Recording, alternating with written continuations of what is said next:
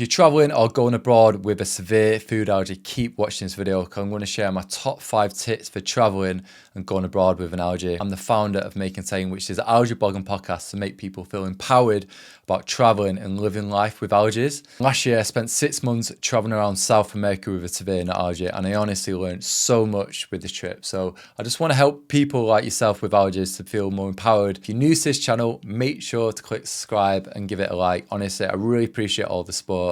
Let's get into it. Tip number 1 is get an allergy card, and I'm so surprised by the amount of people that don't do this. I use the allergy card everywhere I was eating out, whether I was in Brazil, Argentina, Peru, Bolivia, Panama, even when I went to New York. Like, I used it absolutely everywhere. So every time I used to eat out, I just used to use the Equal Eats allergy cards, and basically it translates that I'm severely allergic to nuts, but also talks about cross-contamination. And I'll get to this late in the video, but usually you just stick to food which you know is safe.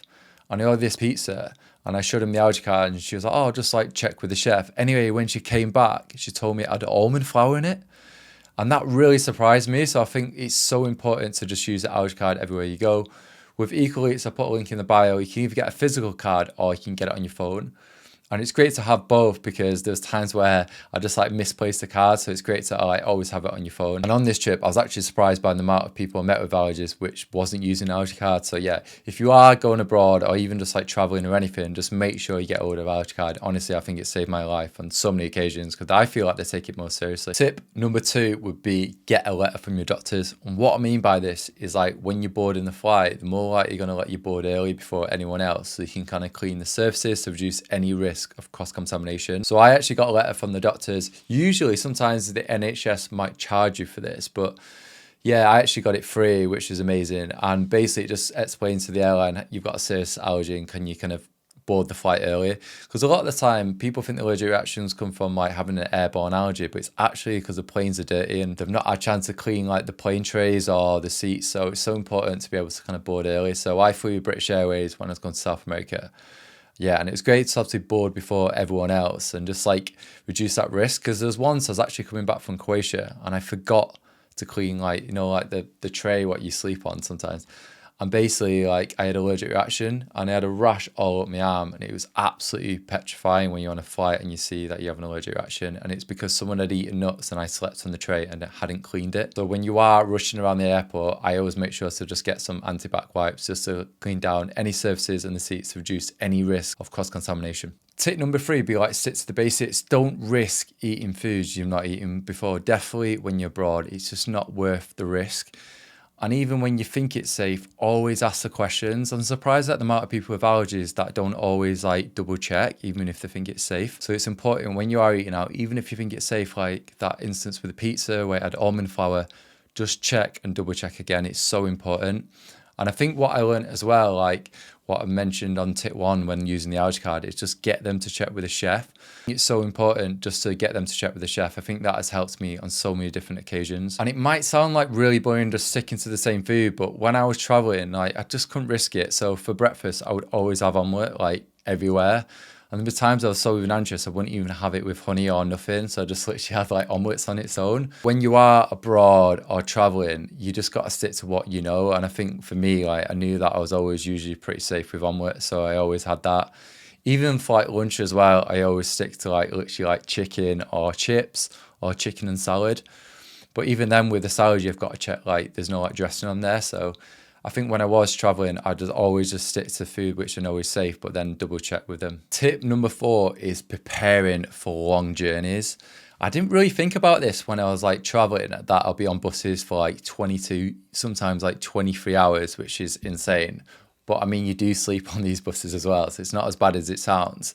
But I didn't really think about like the food situation and what I was going to eat, because a lot of time like people get on these buses but they've just made sandwiches from home, and obviously they don't have like the ingredients on there, so they probably don't understand like the risk of like cross-contamination even if you check with them. And they would actually like stop off like supermarkets during the middle of the night, but even then like a lot of the food wasn't really like listed with the allergens. So for me, on these journeys, I literally used to live on like sweets and crisp. But I was quite lucky as well in South America, and when I was traveling, like a lot of them did have like Subways at the bus station, and that was honestly a godsend. So when I was like traveling and I knew I was going to be doing like a long journey on a bus, I would literally search for like subways near the station. And that was like, and for me, that was like so important. So literally I'll just get like 2 subways and like eat one at the start of the journey and then like in the middle of the night. But honestly, by the end of the trip, I was sick of Subway. But I think for me, it was just really important in these like occasions where you're on long journeys, like just make sure that prepare food before you go on these long journeys, or search for a Subway, or if there is a McDonald's nearby, and just make sure that you like pack as much food as you can before you can get on the bus. So for me, Subway was honestly a lifesaver. So before these long journeys, I'll be on Google Maps trying to find if there's like a Subway near the bus station. If there wasn't, I would try and like prepare food beforehand. So like make sandwiches for yourself, just make sure you've got enough food for these journeys. I mean, they do stop off, like I say, but it might be more to get like snacks or like fruit. So you will probably won't be able to eat like the sandwiches, or I'm sure like some places it might have been fine, but I just didn't want to take that risk when you're literally traveling in the middle of the night. The last thing I wanted was allergic reaction. And if I did see someone like eat nuts near me, I did try and communicate it. And a final tip, and tip number 5, would be allergy anxiety. Managing your allergy anxiety can be so hard. And I think definitely like the first 3-4 weeks when I was in Brazil, it was really hard just trying to manage it and just like stay calm and making sure that they understood my allergy. And as the trip went along, like I think it did get easier, because I was like, look, like I've been like 1 month without reaction, 2 months without reaction. I think that confidence does build. And I think you've always got to be not too complacent, because then obviously that's when reactions happen. But I think just knowing that as the trip went on, like I was confident enough and that people did take it seriously. And I was actually quite surprised, like in South America, I found that a lot of people did take allergies seriously. Sometimes they didn't quite get it and I had to really explain, but I think that's why the allergy card did actually come into play a lot of the times, because it did actually help communicate how serious it was. But I think my best advice is obviously just making sure that you've always got your medication with you. If I didn't have my medication or my EpiPens with me, I would be so anxious. So just making sure for these long trips, like you prepared and like you've got a few EpiPens with you at times, making sure that people like your friends or if your girlfriend or your partner are aware about how to use the EpiPen. That is so important. And there was like 1 or 2 instances on the trip where I did freak out. And I remember one instance, I think it was in Brazil. So this was like right at the beginning of the trip, and he ate something, and I think it was just like a heat rash, and I was just getting so worked up. And I put the EpiPens on the table, and my friend's like, what are you doing? I'm like, I don't know if I'm having an allergic reaction. So I went to the toilet, I checked myself, and it was red, but I didn't really see any highs. But I went back to the table and they kind of like calmed me down.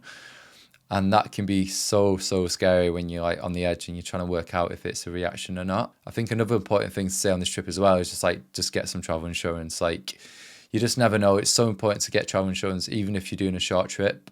But for me, that was honestly a lifesaver. And I'll do a whole video about travel insurance soon on this channel as well. If this video helpful, please click like and subscribe to the channel. Honestly, I appreciate support. The more kind of subscribers, like the bigger videos. And yeah, I really want to try and do 1 video a week on this channel and just make the content as good as I can. I've invested loads into new equipment to make it really professional. So yeah, if you can subscribe and like the channel, I really appreciate it. And if you do have any ideas or any tips or tricks, let me know in the comments